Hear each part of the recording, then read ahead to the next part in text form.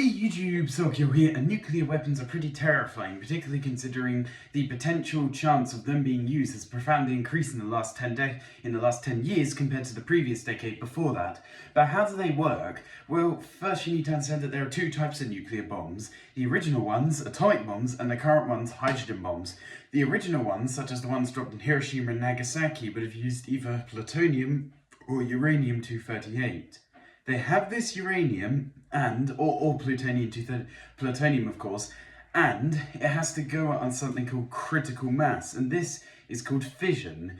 And this is where they basically fire a neutron or a different particle at one singular atom of it, and it causes a chain reaction. So this one atom goes off, then it releases other neutrons that fly into other atoms, and they go off, and it keeps going as a chain reaction expanding outwards. And the interesting thing is, when these atoms split, which is quite easy because uranium and plutonium are large and thus are very unstable, when they split, they release a profound amount of energy.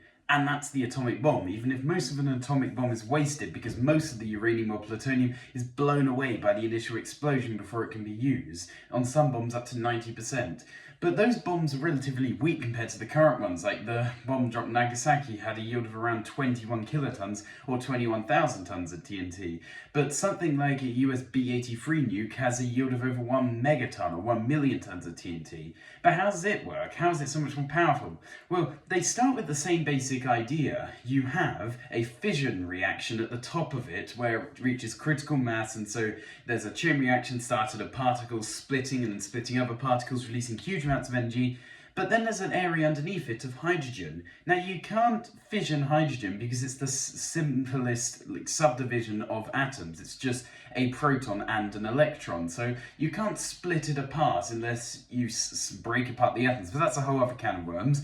But what you can do is do fusion. That is what the sun is doing right now, even though it's nighttime for me. With this is where hydrogen is smashed together in order to create helium, and this in the process releases huge amounts of energy. You can fusion with other metals, they get denser and denser until stars reach iron, which they can't fuse any longer, and thus they die and become a black hole or something. But anyway, so this hydrogen is compressed together by the extreme power of the nuke above it, and this causes the particles to collide and go from hydrogen to helium, and this produces so much energy, and so in the reaction, that they're 1,000 times more powerful.